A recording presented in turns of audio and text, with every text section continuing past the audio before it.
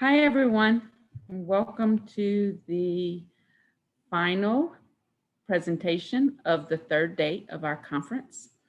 We are so glad to have our presentation on the FAIR program by Disability Rights Louisiana.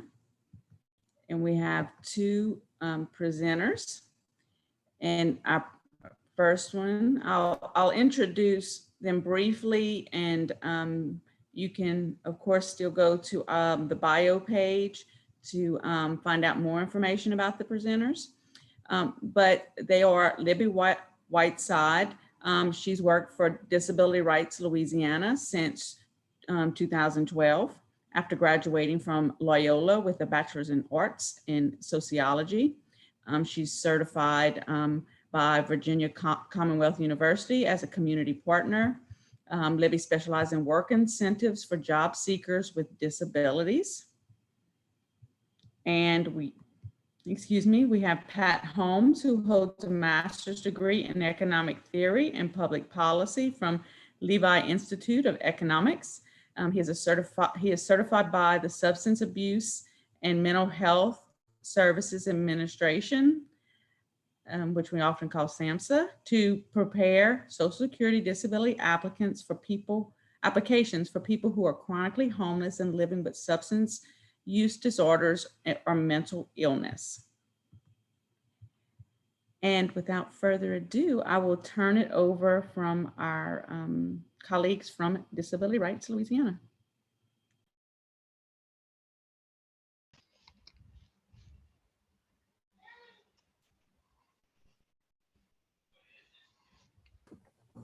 All right, can everybody see my screen? Yes, ma'am. Okay, thank you so much. Hi, everybody. It's really nice to be here with you this afternoon. Thanks for sticking it out with us today, spending your last hour of the day with us. I'm Libby, and today Pat and I just want to share with you what we've learned so far through our program and our work about the unique barriers that formerly incarcerated people with disabilities face when it comes to finding employment, achieving financial security, and really being able to remain and reintegrate into their communities. And we also want to share with you guys what we've learned through our work about strategies that have been helpful for our clients, in case any of those strategies might be helpful for any of you in whichever part of the state you're living in, or for any of those you're working with. So with that, I will pass it on to Pat. Okay. And so I'll just briefly go over the Disability Rights Louisiana approach to helping individuals with disabilities live an integrated life in their communities, talk a little bit about the FAIR program, and then provide some statistics as it relates to why we decided to get into this work. And Libby will pick it up from there and talk more in detail about the FAIR program. All right, next slide. So Disability Rights Louisiana. These are a few priorities and services that Disability Rights Louisiana has historically provided for people with disabilities. So Disability Rights Louisiana, formerly known as the Advocacy Center, was established in Louisiana in 1977 as part of a national push for states to develop P&A networks, P&A protection and advocacy networks to protect, empower, and advocate for the rights of people living with disabilities and senior citizens so that they may sustain a fully integrated life in their communities. So how does FAIR build on this? Disability Rights Louisiana has historically served incarcerated folks with disabilities by providing legal services to those experiencing abuse and neglect in carceral facilities. FAIR builds on this by providing supports to formerly incarcerated people with disabilities through their reentry process so that they may find long-term stability post-release. And we just build on trying to break barriers and assist these clients in anything we can, which is why we say FAIR provides more holistic services, because we're truly about breaking down any barriers our clients may experience that stops them from living a fully integrated life in their communities. Next slide. Sorry about the noise. Um, so financial access, inclusion, and resources are fair. It's a brief summary. So FAIR works to improve the employment and financial outcomes of formerly incarcerated people with disabilities by providing holistic financial coaching services and connecting them to community services needed to secure employment and achieve their long-term goals and stability. So how was FAIR started? FAIR was initially started as a 2-year pilot program that was funded primarily by the Kessler Foundation. Um, this year, actually, just recently, FAIR was awarded a grant to sustain a program for the next 3 years by Baptist Community Ministries. We also have residual funders with the Rosemary Foundation, Greater New Orleans Foundation, and JP Morgan Chase. Next slide. So what's the prevalence of people with disabilities in incarceration? So approximately 1 in 3 Louisiana residents have a disability. That's roughly around 1.18 million people in the state. According to a study conducted by the Institute of Women and Ethnic Studies, just over 634,000 Louisiana residents have a mental health issue or a mental illness. And around 38% of those individuals with mental illness have directly or currently are being directly treated or provided services to stay and sustain themselves in their communities. That's roughly around 240,000 people. The issue is the incarcerated population is hidden from these statistics, which I'm sure would only increase the percentage of folks living in communities with mental health illness in Louisiana if we were to add those individuals to the stats. So nationally, people behind bars in state and federal prisons are nearly 3 times as likely to report having a disability as the non-incarcerated population. That number increases to 4 times as likely for folks in jails. So what does this mean for Louisiana? How does this correlate? Louisiana, as most of us may know already, has the highest incarceration rate in the country, with around 683 people per 100,000 residents in state custody. A major issue comes about when we start looking at the prevalence of disability in Louisiana facilities. A recent report that was done in between June 2020 and July 2021 by the Department of Medical and Mental Health found that if we just randomly selected a prison in Louisiana, on any given day, we may find between 59 to 95% of the population housed in a selected facility are on medication for an impairment. For example, the lowest medicated population was found to be in Allen Correctional Center at around 59% of that population being medicated for an impairment. The highest was LCIW at 95%. So if we pick the prison, it will most likely range within that threshold essentially. And to add to this story, around 60% of the general prison population in DOC facilities have a substance use disorder. So what does this mean? This shows, like most states, jails and prisons are being converted to de facto mental health facilities where people with disabilities, human capital, their life skills, their talent, their employability are being diminished and their disabilities are amplified.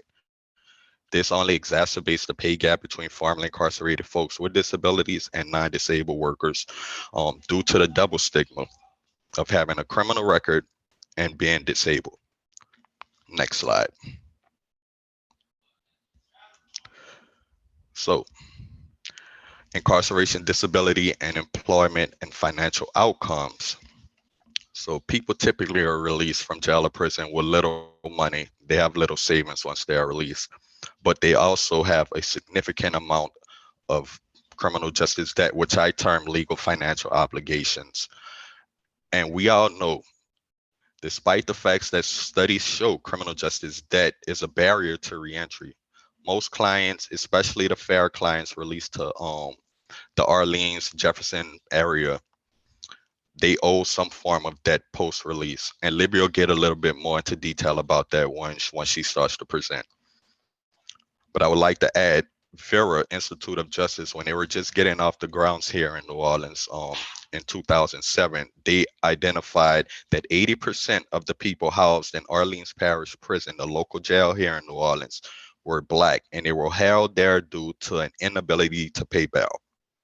So before the federal consent decree was established in New Orleans in July 24, 2012, the courts, traffic and municipal as well as criminal court, were operating with partiality as they used financial assessments to fund court operations, which inherently created a conflict of interest, which also violates the thought that judges operate impartial courthouses, which they are supposed to do, as we know.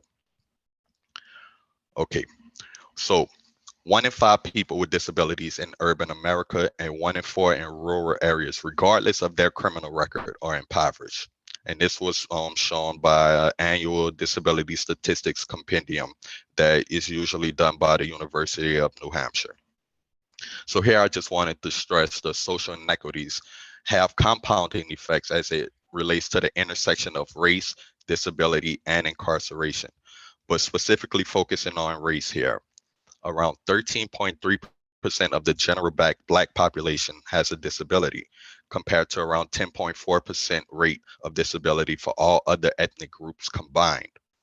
So to put this in perspective, Blacks with disabilities are 29% less likely to be employed, 32% more likely to experience poverty, and nearly 38% more likely to lack adequate housing.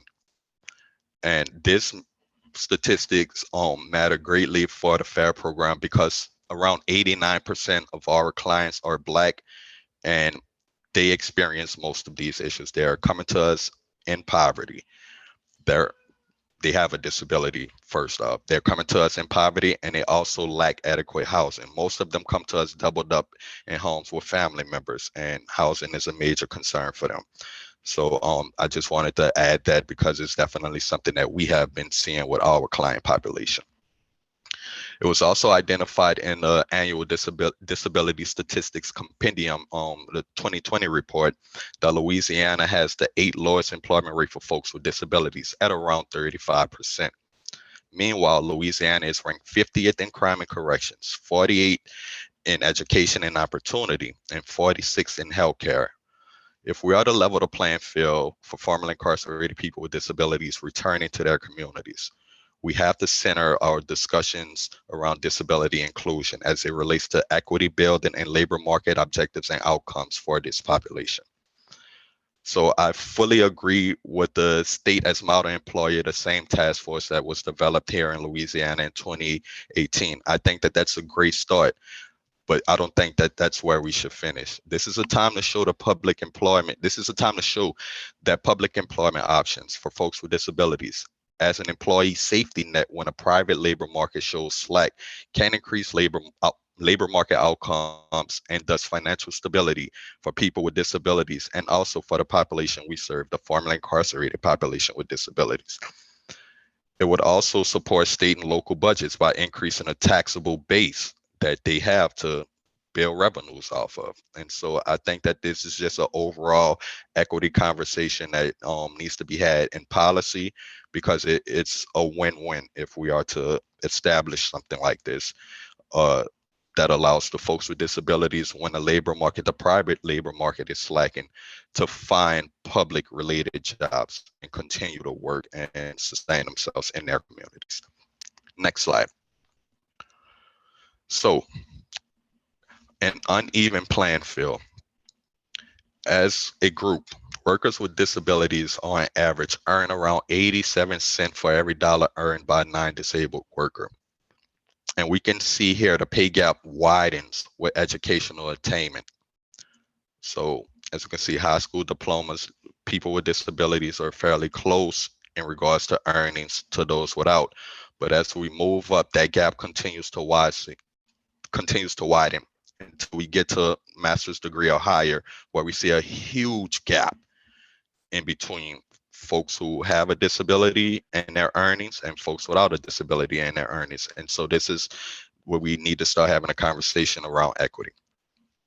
So there have been efforts to push more equity-focused policy in the hiring process, especially as it relates to big corporations adopting environmental, social, and governance strategies to involve disability inclusion as a priority.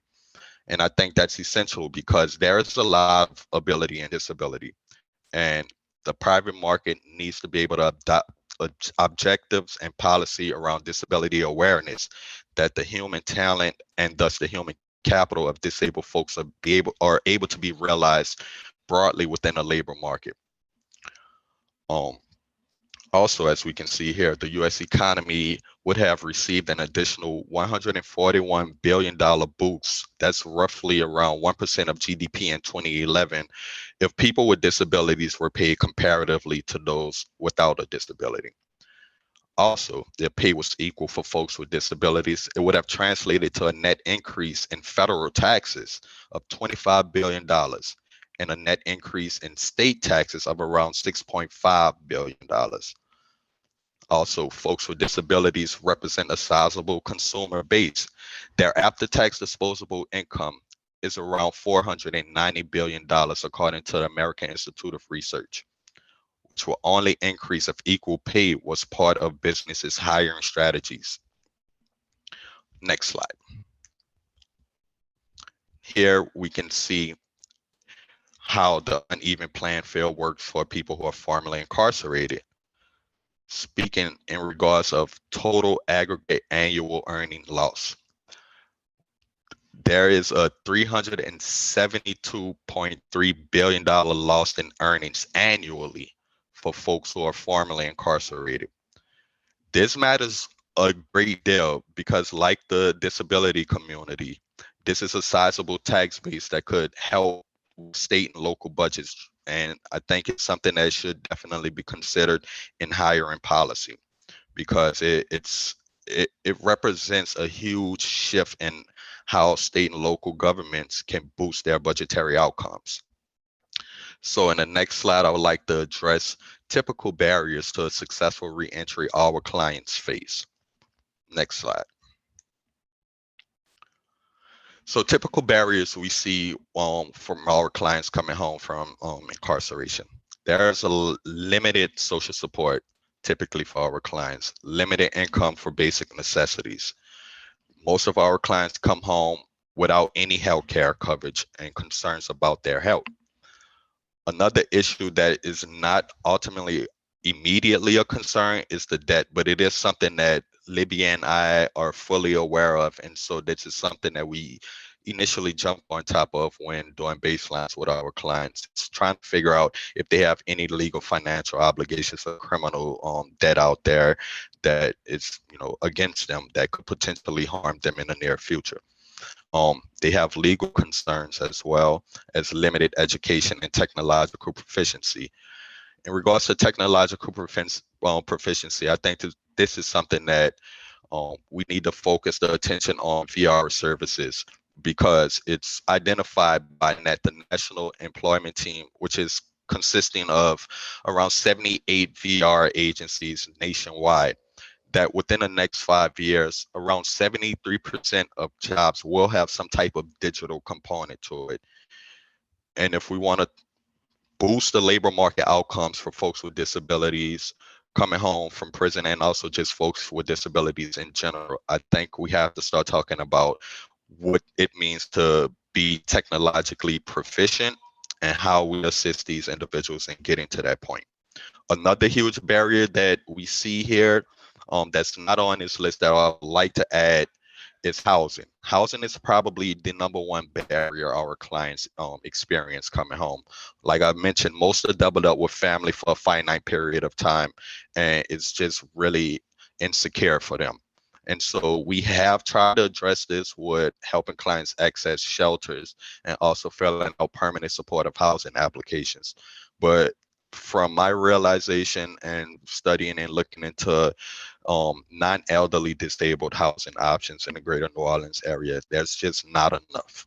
And I think policy pretty much has to focus on how do we boost non-elderly disabled housing, because we do in the greater New Orleans area have a fair amount of veterans as well as elderly related housing, but not much of non-elderly disabled housing. So I think that that's a focus for policy for sure in the near future. Next slide. And the coaching approach.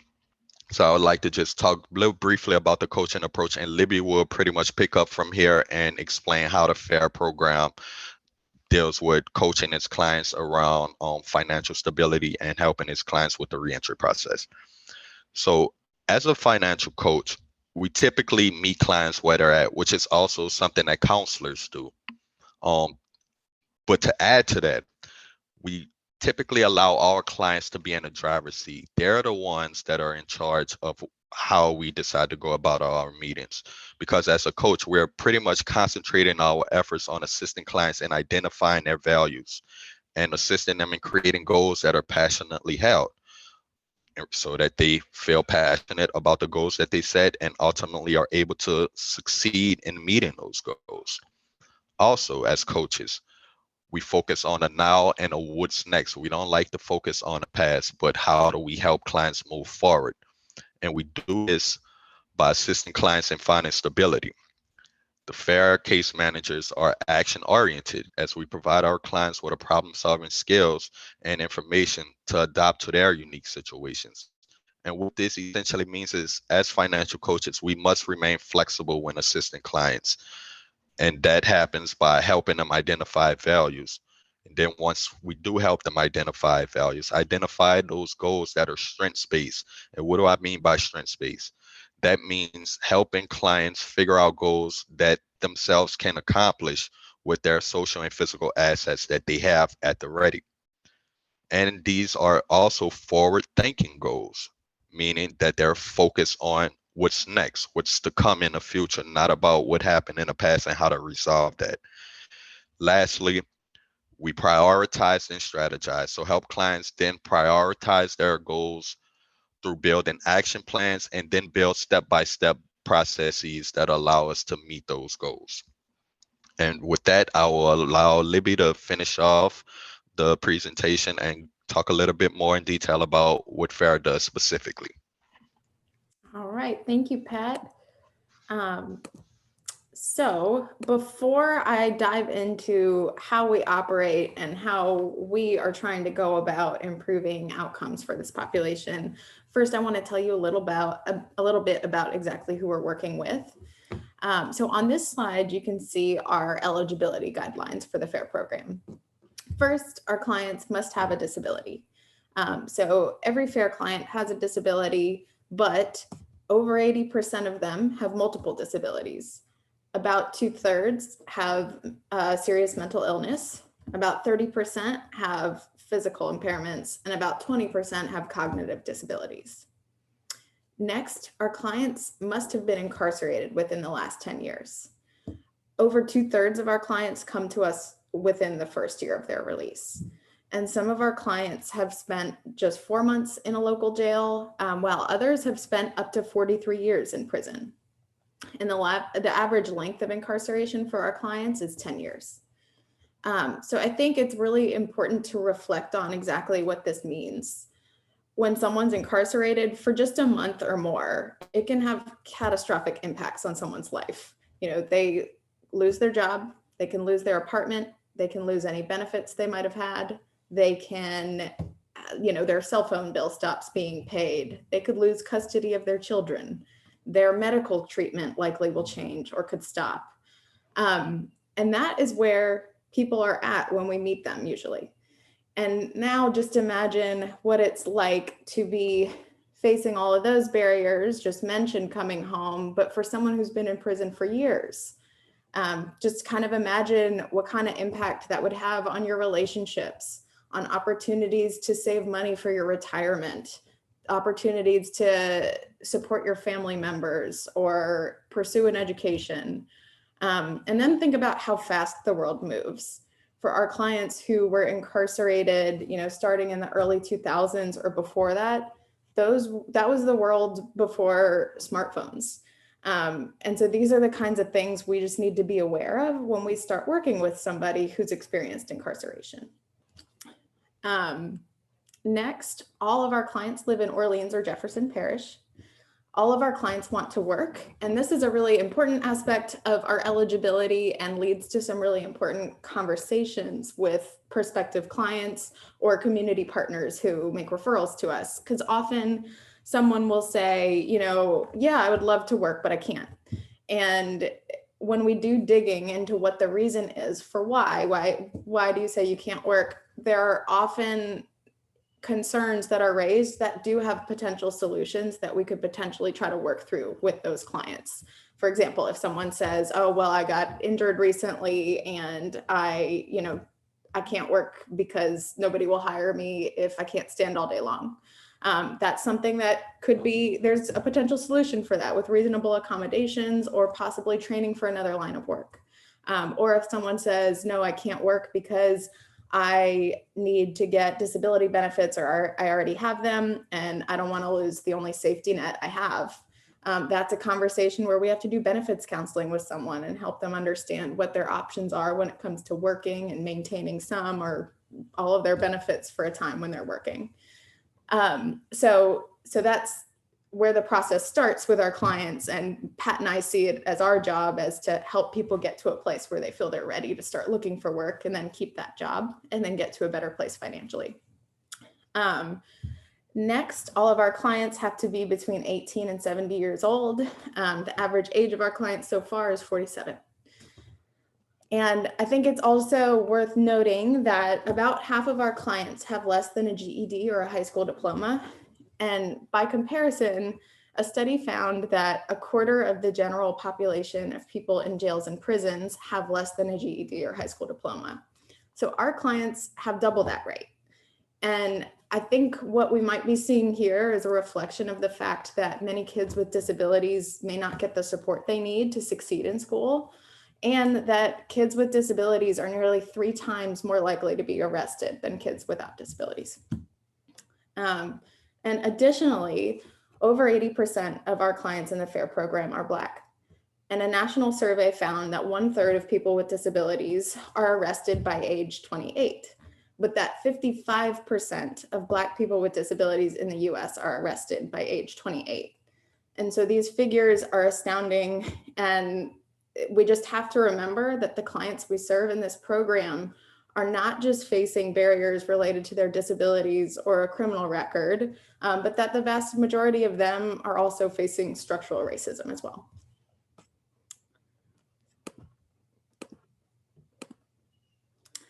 So and I'm going to tell you a bit about our process.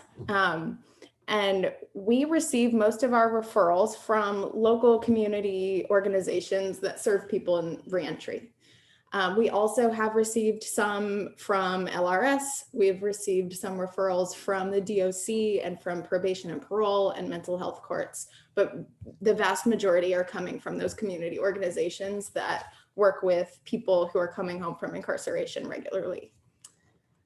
So when we start services with clients, we start it in a meeting that can take about an hour, sometimes more, and it can take place in our office. It can take place somewhere in the client's neighborhood where they're most comfortable, or it can happen over the phone, which obviously in the last year, that's been more prevalent. But in the first meeting, we do what we call our baseline assessment with clients, which most importantly helps us identify clients' goals. And so, during this assessment, we're engaging clients in a conversation around how they envision a successful future for themselves, what that looks like 6 months from now, a year from now, 5 years from now, whatever the client's ready to envision. We want to talk to them about what that looks like. Where are you living? Who is in your life? How do you get around? What are you doing regularly? Those kinds of conversations are able to, put someone in the mindset where we can then start to tease out some very specific financial components of those goals. And those measurable, feasible, and specific goals are what kind of frame the whole purpose of our program. That's what we're going to be working towards with clients. And these are important because they're goals that are, goals that aren't going to change, that speak to someone's personal value system and are going to help push them through the setbacks that are definitely going to come. And so some common financial goals that we work with clients towards are saving for an apartment so someone can live independently and cover all their bills on their own. Often clients will tell us they want a car. Often clients will tell us they just want to be able to start sending money to their grandkids or be able to save for an emergency to just have that kind of peace of mind. So these are the discussions that are most important with our clients because they drive the whole program for us. And then we screen for barriers in all of the categories that Pat had discussed a few slides back. Challenges related to housing, healthcare, education, job training, legal issues, banking, credit, and debt. And this starts a discussion about potential solutions to these concerns, and we find out what barriers they want to address first. What's most pressing to them right now, because that's what we're going to start on. And then we outline together specific action steps that both we as the coach and they as the client are going to take. And we lay out specific timelines for when certain things are going to happen. And we lay out who's going to do what, whose responsibility is what. And then we typically schedule follow-up meetings. It depends on the client, but we try to do it at least twice a month with a client. So every 2 weeks. And in those meetings, we figure out what's been accomplished on each person's end, what kind of new issues we all ran into, and what next steps we both need to take to help them keep moving forward. And this process is going to continue until either all the feasibly addressed employment and financial barriers are addressed, or until the client decides that they don't need our assistance anymore. And for some clients, that can last about 6 months. And for others, that's about 2 years. We're definitely still working with clients that we met in the summer of 2019. So, moving on. On this slide, you can see some of the most common issues and priorities that our clients asked us for assistance with during the 2 years of our pilot, which we're just coming out of. That pilot ran from June of 2019 until June of 2021, so very recent. But so here you can see some of the most common needs, and I'll only go into a detail on about half of them and just really give you examples of how they play out in practice. So first, you can see that the majority of our clients needed our help with getting income supports. And the reason for this is that when we meet our clients, they typically, like Pat said, they have no permanent residence and no income at all. And most of our clients are staying temporarily with friends or family, but some of them are unhoused and living on the street. And in these scenarios, our clients either have no money to rely on at all, or typically have to rely on others for basic necessities. Which is unreliable and extremely stressful, and it makes it nearly impossible for someone to be able to really focus on a job search if they're not sure how they're going to eat or how they're going to get clothing for an interview and things like that. And because of that, we spend a considerable amount of time with clients at helping them access public benefits like SNAP, Social Security disability benefits, unemployment insurance, stimulus checks, and other income supports that they might be eligible for. For example, one of our clients had started working at a restaurant a few months before COVID hit. And in March, he was laid off because of the pandemic. And Pat was able to help him apply for unemployment insurance so that he could take care of his kids and pay his bills until this passed, and just remain in the community and able to make ends meet until he could get back to work. And I don't know if anybody else remembers how horrible it was, especially in the beginning of the pandemic, to try to get a hold of someone on the phone at the Workforce Commission to try to file for unemployment over the phone. But it was nearly impossible. And being able to do things on the computer, like reset passwords and just navigate the website, is very difficult for a lot of the people we serve, even if they do have access to a friend's computer or their own. But that was, just having someone to walk him through that process was incredibly important, and it helped him kind of weather this storm and be ready when the restaurant opened up again and was ready for him to go back to work. The second most common need was accessing healthcare. Like Pat mentioned, most of our clients, when we meet them, have no medical care in place. And so when we meet someone, often it's a race to help them get medical care quickly, so that way they can remain stable and as healthy as possible and be able to engage in a job search down the line. For example, this is something that has happened more than once, but one of our clients who has bipolar disorder and schizophrenia, he had run out of his medication by the time he met with us, and he shared that he was feeling very unstable, and we were able to help him look around for a mental health clinic that could get him in that week, because a lot of places were saying, oh, it's going to be 3 weeks out or more. And we were able to get him in that week with DePaul, and then we were able to help him get Medicaid funded transportation to and from that appointment to make sure he could get there and wouldn't miss it. And our assistance in this area has become more and more important throughout COVID as more doctors' offices are moving to a telehealth format. And again, a lot of our clients need some help in figuring out how to do that on their phones, how to do a Zoom meeting or just some sort of video call with a doctor and how to schedule that. Because again, if you aren't familiar with the technology, it's going to be really hard to even know where to look up to find a doctor. So we've done a lot of work in that area. And then next, our clients often need help with a job search. And the intention of this program is not job placement, because there are countless organizations in our area that do job placement for both people in reentry and people with disabilities. So rather, we're here to try to help connect the dots and address issues that kind of fall through the cracks in between job placement. And when possible, we work to help clients connect to the job placement or vocational program that's the right fit for them and their goals. And for some clients, that's Louisiana Rehab Services or an employment network that's funded by Ticket to Work, like one of Pat's clients who's living with a substance use disorder and who became blind in recent years. Before he was ready to start looking for work, he needed training and assistance from LRS and Lighthouse on adaptive techniques. And now he's gotten that training, and now he's going to interviews for jobs. For other clients, some of them may benefit more from just job placement services from a reentry focused provider. Like one of my clients who, when we weighed out all the different options, he opted to go with a basic professionalism and life skills course through Urban League's Strive program. And then after he was finished with that, he decided he wanted to be a forklift operator. So we connected him with Job One. He got that certification, and then we worked with a reentry job placement specialist at Job One. He gave us leads on employers that are friendly to people in reentry in that industry that he was looking to work in.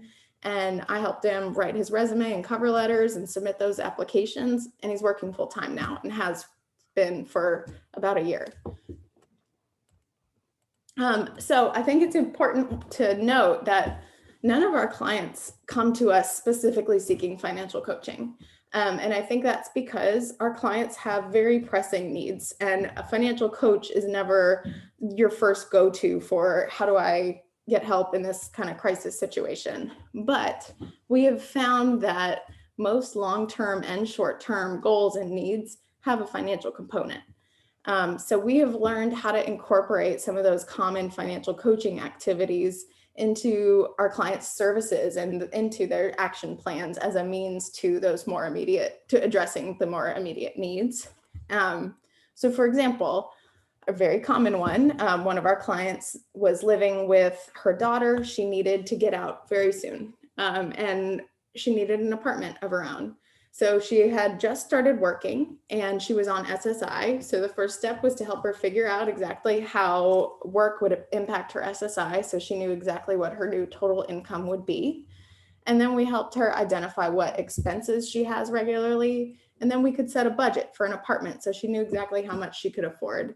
And we helped her with that online apartment search, and she's living on her own now. Another client had a goal of becoming a chauffeur. That was the career he'd had years before he was incarcerated. And he wasn't eligible yet to get his chauffeur's license again because he had all these holds at the Office of Motor Vehicles. He owed $1,800 in fines and fees in traffic court. And then he also owed $20,000 in child support, which had accrued while he was incarcerated. And so the first step was for us to help him get a provisional driver's license, which is created specifically for people in that scenario who have been incarcerated and need to be able to drive, but need some time to be able to pay off these debts. And so that bought him a year of driving privileges. And then in the meantime, we connected him with our partner who our organization contracts with, which is the Justice and Accountability Center of Louisiana. And they helped him identify that all of the $1,800 in fines and fees, those were all from issues that predated his period of incarceration. So they were old, and all they had to do, I don't mean to diminish, it's not all they had to do, but what they had to do was go to a judge and advocate for him and explain that he's served more time than this charge would have ever required. Can we give him credit and let him move on and pursue his career? And the judge agreed, and they cleared that $1,800 off of his record. And so now, since then, he's started working at an auto mechanic shop. And now we're finally in a place where we've been able to set up a budget so we know exactly how much he could potentially afford in a child support payment plan. And we are clear now that he can afford at least $100 a month for that payment plan. We've already made the first call to DCFS to put that in place, and we're waiting for a call back. And once that's all finalized, he will be eligible to get his chauffeur's license again. And then one more example of kind of financial coaching in action is after, one of our clients, after working at his job for a year, he shared that he wanted to purchase a car because he's been traveling by bus from the West Bank to the East Bank daily, spending hours, and it's getting harder and harder with all the rain and with his disabilities. And so we began this process by pulling his credit report, and we found that he owes credit card debt. And we found that he's luckily been paying, making the minimum payment on it every month, but he didn't understand that interest was growing on it. And he didn't know that it was problematic, that he was using, 80% of the credit limit. So when we were able to talk all that through, he was able to start paying more on it. And eventually he used his tax return to just pay off that credit card debt. And now he's still using it, but just only a little bit a month and paying it off immediately. And his credit score has gone up by about 100 points. And so the next step is he wants to build some savings for the car down payment. And for us to navigate that, we have to understand that he is on Medicaid as a SSI recipient who's in non-pay status because of his work. And he'll lose Medicaid if he saves over $2,000. And he's not eligible for an ABLE account. And after discussing the options, he's chosen to pursue this route anyways, save the money, and he's going to forego Medicaid because now he can opt into his employer health insurance. So financial coaching is often much more practical than I think people think. There's all these, it's just relevant. Finance and money is relevant to everything in life, even if we don't want it to be. So those are just some examples of how we've used that. So next slide. So how do these, what does this all actually mean for our clients and their employment and their financial outcomes? We think it means a lot because between June of 2019 and June of 2020, about half of our clients got jobs, and 71% of those clients who were employed kept those jobs for over 90 days. And just by comparison, in 2018, only 33% of all working age Louisiana residents with disabilities, regardless of criminal record, were employed. And I think this is significant because we know that people with criminal records, regardless of disability, are 50% less likely to get a job offer. And we also know that over 2/3 of this pilot took place during the pandemic, where we saw unemployment rates that were significantly higher than in 2018. And then we also found that our clients were almost 3 times more likely to get a job and maintain it for 90 days or more than were formerly incarcerated people in the greater New Orleans area who just received job placement alone. Additionally, over half of our clients increased their income by an average of 300%, meaning that they have 3 times more income now than when they entered the program. And almost half of our clients reduced their debt by an average of 37%.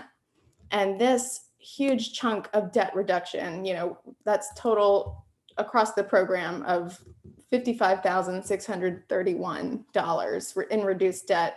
A lot of that is in thanks to our partners at the Justice and Accountability Center, who, as I had mentioned before, are working with our clients to address those court fines and fees that really add up, that predate incarceration.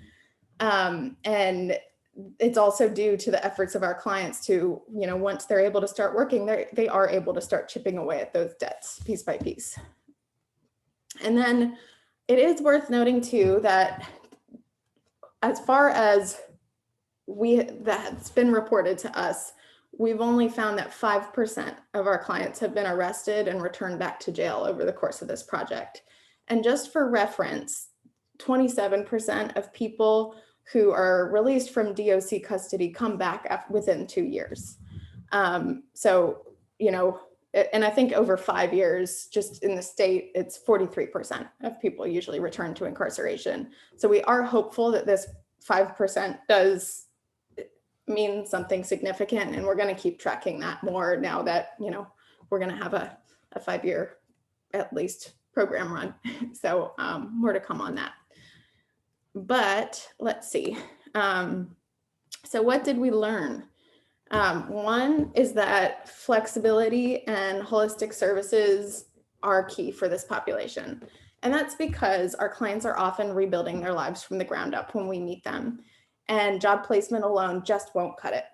And if we've learned nothing else from COVID-19, it's that major setbacks can happen and will happen, no matter if anyone's at fault or if mistakes are made.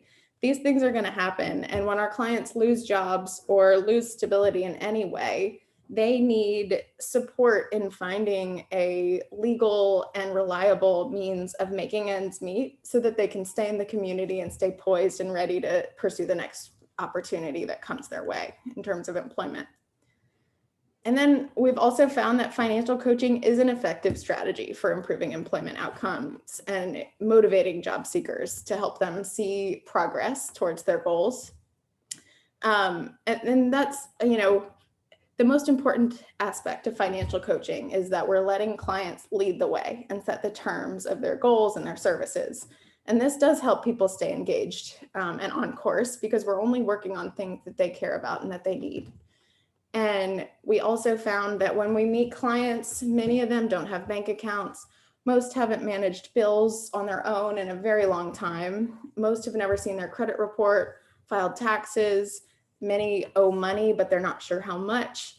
And many have been told they shouldn't try to work or save money because then they wouldn't be eligible for disability benefits, or they could lose the benefits they already have.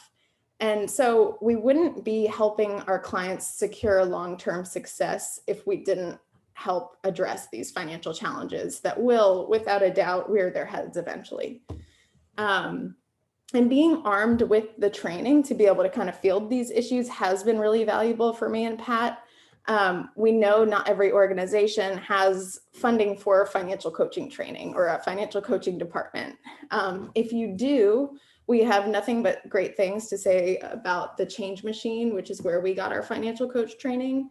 But otherwise, there are lots of free trainings that people can find online through the Consumer Finance Protection Bureau. They have this Your Money, Your Goals series, and they're self-paced. And then the National Disability Institute also offers a lot of trainings on financial topics related to people with disabilities. And then the next thing that we found is that community engagement and resources are about as important as can be when you're serving this population. And that's because, we can't, all these organizations, none of us can be everything for everybody. We can't be the experts on every topic or provide the resource for everything, but there's just incredible work being done all over the state. And in New Orleans, we've been really lucky to be able to plug into a network of reentry organizations that do incredible work. for people in reentry. And we also came into this being well aware of the incredible work that the disability service community does. And so what I would say is, if you are looking to, find ways to try to meet some of these needs that we've talked about with your clients who are formerly incarcerated or your loved ones, I would say, have on deck a little resource guide for your area that covers these topics: job training, healthcare, legal issues, financial services, and general reentry services. And also, we left this out too. I don't know how we did that again, but housing. I think, housing is one of the biggest challenges to solve because there's just not enough of it. There's not enough affordable housing anywhere in the state, to my knowledge. But I think, just even having on deck and available emergency shelters, like a list of those and what it takes to get in and when to line up, and any transitional homes in your area, anything like that can help somebody at least start to gain some sort of sense of stability. But I think that concludes everything. And on these last two slides, you can see the references that Pat and I discussed. And last but not least, our contact information. If anyone has follow-up questions or thoughts that they want to email us if we can't get to them today.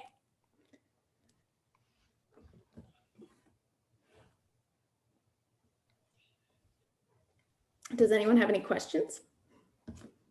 Hi, Libby. We do have a few questions. First off, this was an amazing presentation.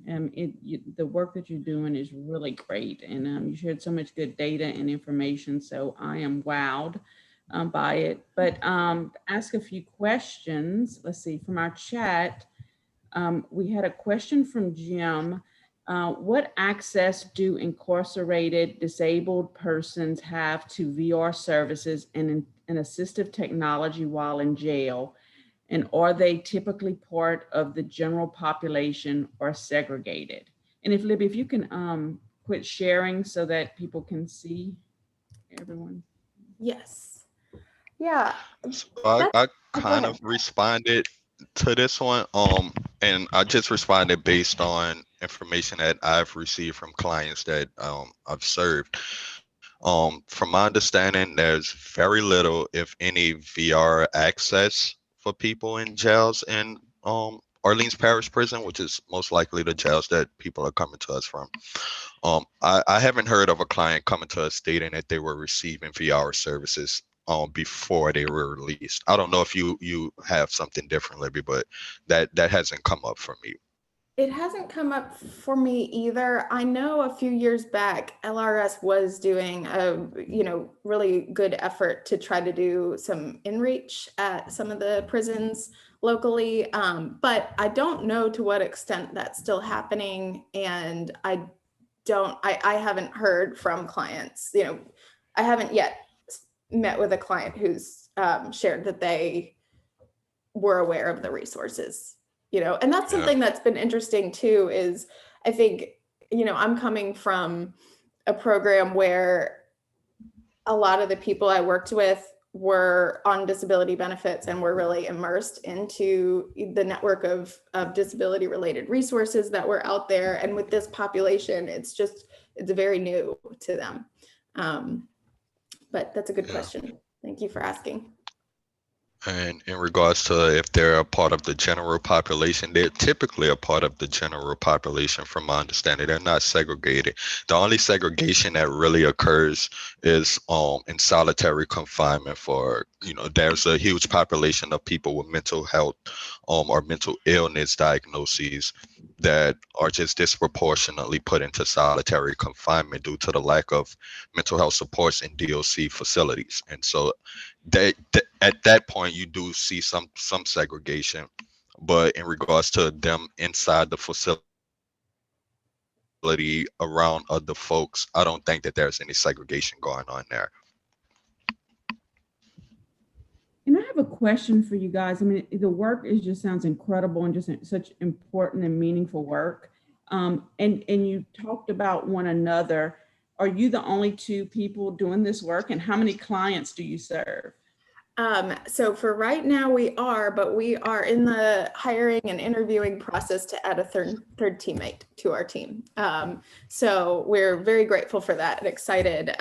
We have, throughout the last 2 years, so up through last month, we served 91 active participants, we call them. So those are people who were eligible for the program, were engaged in it. They came to the baseline assessment meeting, and then they attended at least 2 follow-ups with us. So that was 91 people total. We had gotten about 250 referrals total, though, over the 2 years. And some of those clients were ineligible, but got some good information on referral services. Some of those clients were, unresponsive for whatever reason, and some weren't interested. But yeah, and now that we've launched again, so we put things on hold while we were waiting for a more steady source of funding to come through to carry us through for a significant period of time. And we started the referral process again last week, and we already have 22 new clients. So the pressure is on to get our third teammate in, but we are triaging those intakes and starting that baselining process with everybody, and we're really excited about it. That's great. That's incredible. I mean, it seems like it would take a lot of time. It's individual time and dealing with so many different complex issues that this population has to deal with. That's what I was asking. The two of you are doing that incredible work, and I know that it takes a lot of time interacting with people one-on-one. Really appreciate that. We had another question, which I know you are familiar with, the PASS program at Social Security. And do y'all use that program? Are there any of your clients utilize that? Not yet, and I'm sorry if you can hear the ice cream truck driving by. It'll be gone soon. But you know what? We haven't had a fair client that's used PASS. We used to be, or I used to work in our WIPA program, where I was familiar with, creating PASS plans more often. But I would love to see that for some of our fair clients. We just haven't gotten there yet. Because that's just a great opportunity for somebody to save without impacting that resource issue. So thanks for bringing that up. And then we have another comment from Jim. In 1977, we sponsored a Vietnamese refugee to settle in the US. Are there similar programs where people can sponsor a disabled person? I haven't actually. You know what's funny is a couple I wish I could remember, because it was years ago. Somebody came and did like a lunch and learn at our office, and she did have there was some sort of program where it was an elderly person could opt to have a roommate. And I don't remember if it was specific to any unique population, but yeah, I mean, and that would be an amazing program for formerly incarcerated people, if someone could opt to sponsor somebody and have them stay for a while. So we haven't heard of that. Until then, I think the closest thing is transitional homes, that there are groups in at least New Orleans that are trying to make that as widely available as possible, but space is always limited. Yeah. Very good. Do y'all have closing comments? I don't see any more questions in the chat, but we'll give you an opportunity to close if you would like. I would just say, if any of you guys are struggling to serve this population in your areas, or if you are a part of this population and need resources and aren't, in our service area, I would be happy to brainstorm with you or reach out to contacts to see if there's, similar resources that we rely on here in your part of town or part of the state. So feel free to reach out if you have any questions or thoughts. I'll leave it to you, Pat, for any other leftover. No, I would just state what I stated earlier, and this comes from Caroline Casey from the Valuable 500. Is that there is in fact a lot of ability and disability, and it's about time that we start pushing folks and the policy teams and our state representatives to really get on board with understanding that and pushing policy around it. Thank you so Agreed. much. Important closing.